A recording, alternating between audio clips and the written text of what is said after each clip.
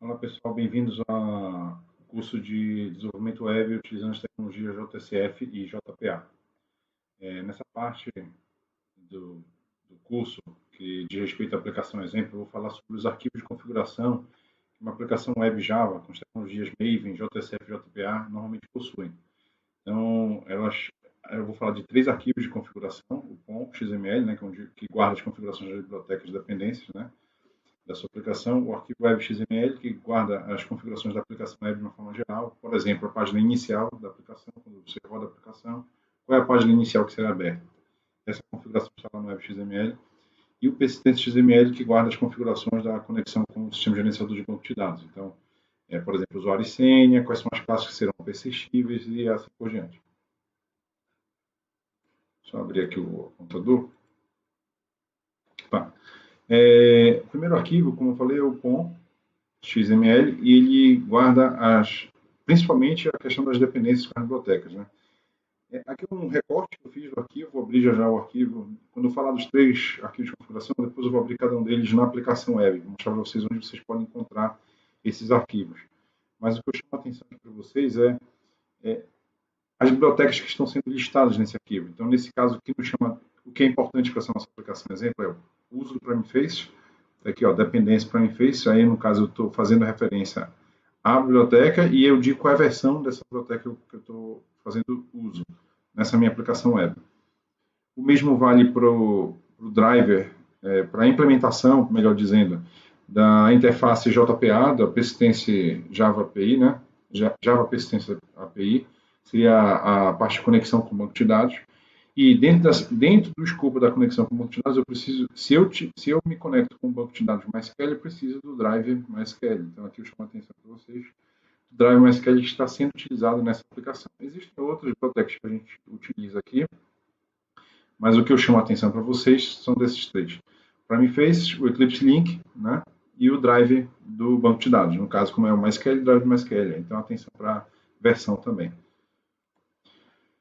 Tá. Com relação ao Web XML, como eu falei, aqui eu vou guardar as configurações da aplicação web como um todo, né? Então, uma das coisas que é importante destacar é que, como nós estamos utilizando o JSF, Java Surface, existe uma peça do JSF que é responsável pelo processamento das páginas que a gente vai construir. Esse processamento das páginas ele é importante porque a gente está utilizando tags, né, que não são HTML, mas que serão convertidas em HTML após um determinado processamento.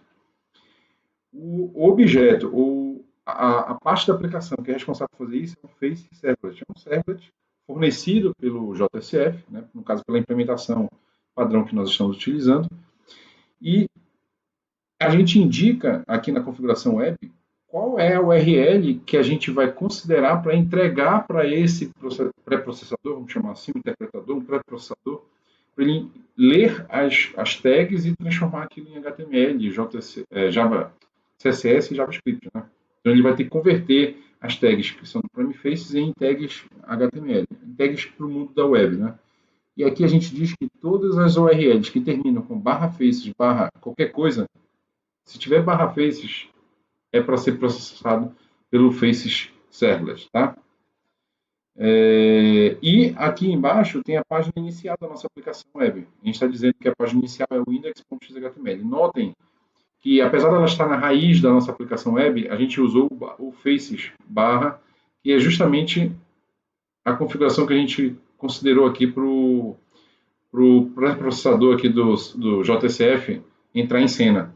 Se a gente não faz isso, ele não ia conseguir interpretar esse index.xhtml como sendo um arquivo que será processado pelo JSF, portanto, transformado em tags HTML. A gente pode fazer um teste de tirar esse /face aqui no Welcome File para vocês entenderem o que poderia acontecer. Tá?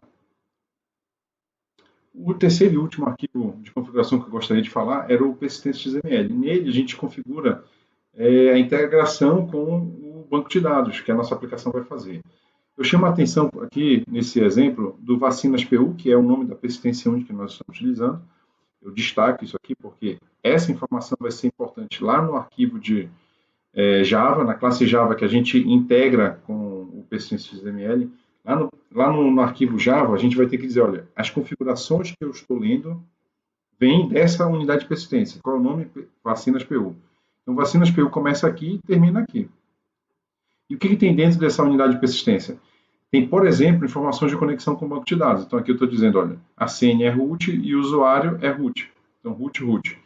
O drive que eu vou utilizar é o com MySQL JDBC Driver. Detalhe, esse drive aqui só faz sentido e só vai funcionar se nós lá no POM fizermos a importação do drive equivalente. Existem vários drives JDBC para conectar com o banco de dados via Java disponíveis, né, para conectar com o MySQL. Mas existe aquela implementação fornecida pelo fabricante, né, MySQL. E essa implementação que a gente fez uso lá no POM. A gente fez uso do drive que se conecta com o MySQL. E aqui a gente está utilizando o nome dessa classe que faz a conexão com o banco de dados. Então é isso. Dos 3 arquivos de configurações que eu tinha que falar, era isso. Agora eu vou mostrar para vocês, para a gente concluir, como esses arquivos estão representados na aplicação.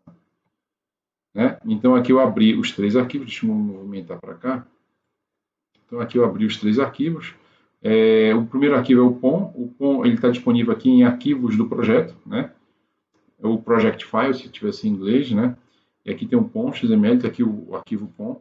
E nele, eu vou tentar navegar aqui para vocês verem as dependências, ó, o Primefaces, Eclipse Link, o MySQL, ó, bem aqui a gente está tendo o MySQL, o drive, né, de conexão com o MySQL, e assim por diante. Bem, o outro arquivo que eu chamo a atenção é o WebXML. Ele está dentro da pasta páginas web, webinf, e aí dentro tem o WebXML. Então, está aqui o WebXML. Aí, aqui aquela configuração que eu falei para vocês sobre o Facelet, né? Sobre o Face Servlet, que é o JSF. Então, tudo que termina com /faces, com faces barra, vai ser processado pelo Faces Servlet, né? E aqui a página inicial dizendo que é o Faces Index. Se eu rodar essa aplicação, eu não vou rodar ela agora, mas se eu rodar essa aplicação, ele ia procurar o arquivo index .xhtml que está na páginas web. Ó. Páginas web, aí tem um arquivo index. Esse arquivo index, se eu abrir esse arquivo index, vou abrir aqui para vocês, nós já falamos sobre esse arquivo nos outros slides, mas se eu abrir esse arquivo index, a gente vai ver que ele utiliza tags que são do Primeface. Essas tags não são interpretadas pelo browser, porque o browser só entende HTML, CSS e JavaScript, né?